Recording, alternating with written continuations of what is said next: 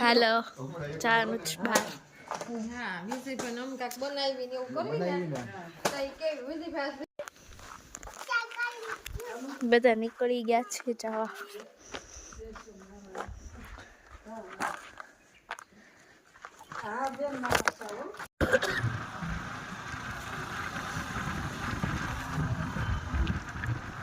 એક ગાડી તો ચાર જણા ભેગા.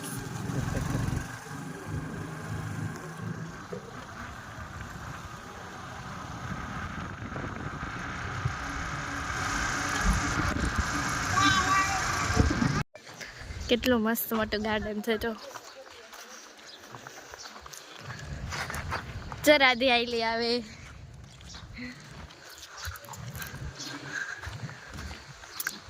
અત્યારે હું છે ને અહીંયા એક્ઝામ દેવા આવી છું અને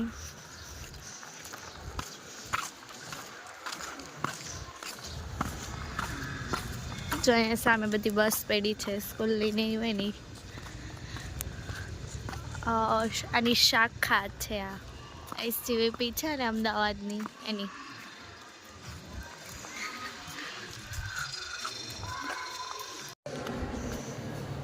ચારાથી વળ ખાઈ છે તારે. અત્યારે હું અહીંયા છે ને એક્ઝામ દેવા આવી હતી. મસ્ત છે, હું એક્ઝામ દઈ આવી. અહીંયા અંદર છે ને છોકરીઓનો હોસ્ટેલ છે. અહીંયા જ રહેવા આવવાની છું પછી. જો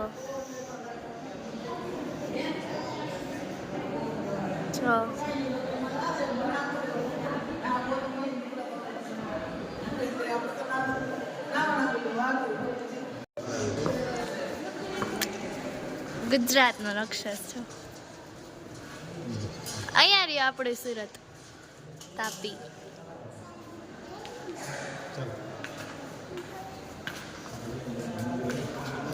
અહીંયા રહ્યું આપણું નાનું એવું ગુજરાત. અહીંયા મોટું છે, અહીંયા નાનું છે.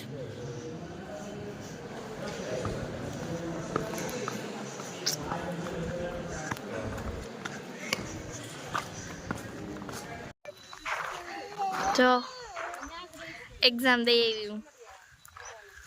રાધુ એને કાપી. જો કષ્ટભંજન દેવ મંદિર.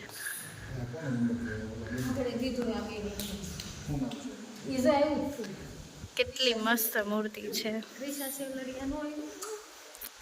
અહીંયા જો આગળ કેટલા મસ્ત મસ્ત ફ્લાવર્સ છે. જો આપણે ઓલા ફ્લાવર શોમાં જઈએ ત્યાં કેવું હોય એવું છે. જો બધું ફ્લાવર્સ એવું છે બધા આગળ મસ્ત મસ્ત ફ્લાવર્સ. એન્ડ અહીંયા લખ્યું છે આઈ લવ ગુરુકુલ. વાવ. એન્ડ એક તો મસ્ત વાત એ છે કે અહીંયા મસ્ત જે નદી આવે ને તે નદી છે. નદીના કાંઠે મંદિર છે. એન્ડ હું જે હોસ્ટેલમાં જવાની છું ને તે હોસ્ટેલ છે. જો આ બધી રૂમ્સ છે. જે આ બધી બારીઓ દેખાય ને એ બધી રૂમ્સ છે. મસ્ત જો લાગે મસ્ત. આમ જોતા મસ્ત નદી કિનારે આવું મંદિર. જો જે તમને મસ્ત બતાવું. જો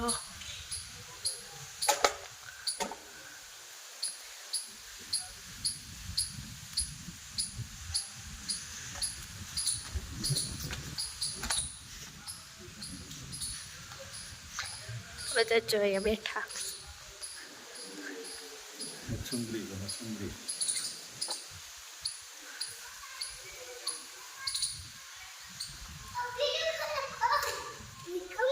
જોરા પણ ડેમ છે.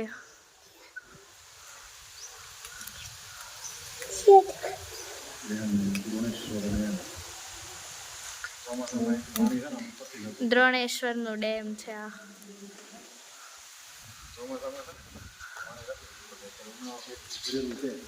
કેવું પાણી હોય. મારુતિ ધામ કષ્ટભંજન મંદિર. જય ઠીક કરે. અરે ગરમ લાગશે.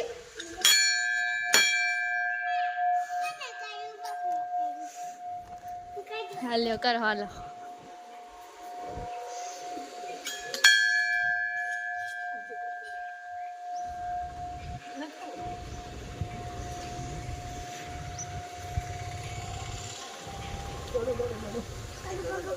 જો અહીંયા હતો ને છે એક મંદિર, હાલો.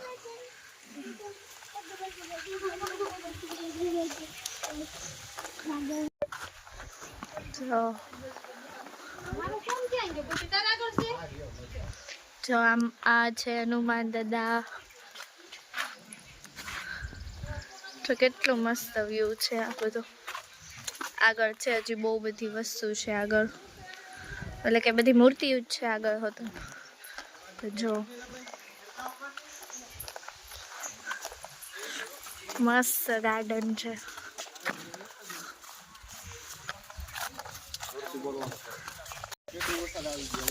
જો આ ગાર્ડન છે, આ પેલું ગાર્ડન, આ બીજું ગાર્ડન.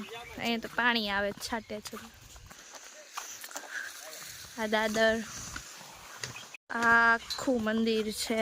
આ મંદિર પછી આ બધો એન્ટ્રન્સ. એટલે મેં તમને નદી બતાવી હતી, નદી.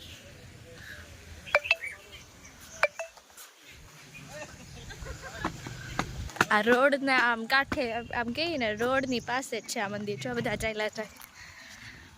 હવે આપણે જવાનું છે જમવા માટે. કુલ તો જો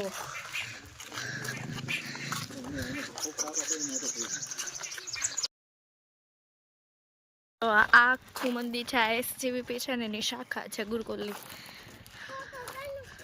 જો આ પપ્પા રાધી આગળ ચાલ્યા છે. જો મારું એડમિશન થઈ ગયું છે. મને ખુદને વિશ્વાસ નથી થતો કે મારું એડમિશન થઈ ગયું છે. તો ચાલો તમને બતાવું મસ્ત મસ્ત વસ્તુ. જો મારું રિઝલ્ટ આમાં જો ક્યાં શું ખબર? જો અહીંયા શું પણ અહીંયા રહી આ હું છું. અહીંયા પછી ફ્રેન્ડ છે, એટલે બીજી બધી મારી ફ્રેન્ડ છે. અત્યારે મારી બાજુમાં કોણ બેહે ખબર? અત્યારે મારી બાજુમાં એક આ બેહે અને એક બીજી કેમ ગઈ એ નહીં આગે બીજી એક નથી દેખાતી. અહીંયા રહી આ બેહે એક મારી બાજુ અને હું વચ્ચે બેહવાની. એ બે બાજુ એક એક બેહે. આ મારા ક્લાસ મેડમ હતા 7મા. બોલી જ નથી.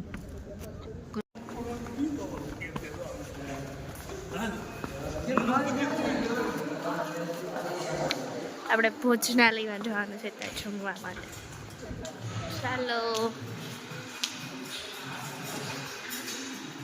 હવે આપણે જમી લીધું છે. હવે જવાનું છે આપણે બીજા મંદિરે. દાદી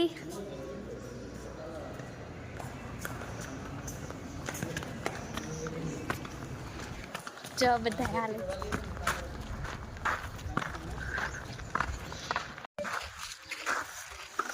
ગુલાબનો બગીચો છે આ વાળો. જો મસ્ત આગળ બધા ચાલ્યા છે. આપણે પાછું પાછળ ચાલવું છે. હેલો દાદુ, ચાલો. આજે મેં નવી હેરસ્ટાઈલ લીધી. જો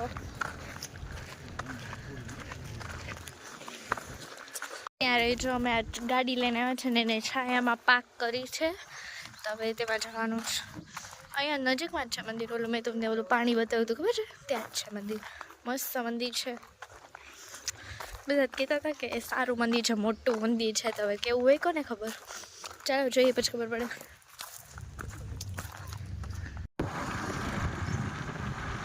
અહીંયા આવ્યો dam, મચ્છુંદરી dam. મચ્છુંદરી dam.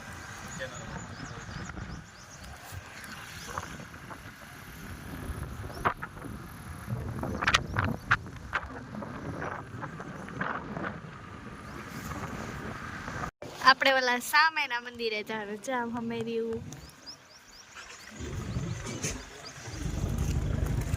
Ganeshwar Mahadev.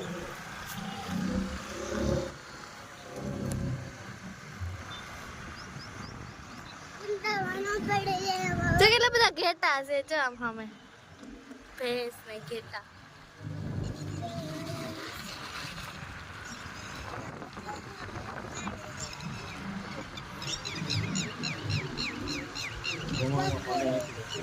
પેલા જૂનો રસ્તો આ જ હતો, અહીંથી આવીને આમ ઢાળ ચડીને જાય.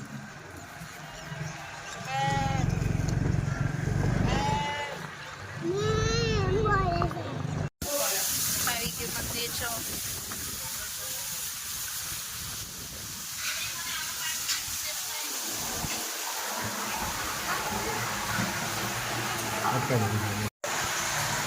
જય મહાદેવ. આ છે દ્રોણેશ્વર મહાદેવ. આ જે આપ જોઈ શકો છો, ગૌમુખમાંથી જે પાણી આવી રહ્યું છે એ પાણી 12 મહિના, ગમે એવો ઉનાળો હોય, શિયાળો કે ચોમાસું, આ પાણી સતત કન્ટિન્યુ અહીંયા વહેતું રહે છે. સ્વયંભૂ પ્રાગટ્ય પાંડવોના ગુરુ એવા દ્રોણાચાર્ય એણે આ શિવલિંગની સ્થાપના કરેલી છે, એટલે એનું નામ દ્રોણેશ્વર મહાદેવ એવું પડેલું છે. તો આપ જોઈ શકો છો દ્રોણેશ્વર મહાદેવ. ઉનાની બાજુમાં, ઉનાથી લગભગ 20 કિલોમીટર ફાટસર અને ઇટવાઈની વચ્ચે આ દ્રોણેશ્વર મહાદેવ મંદિર આવેલું છે.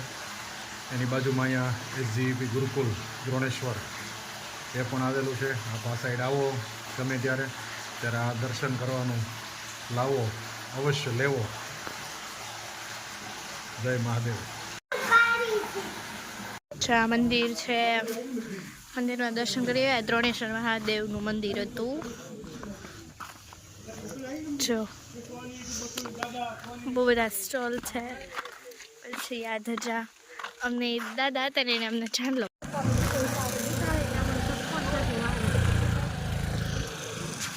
ચલો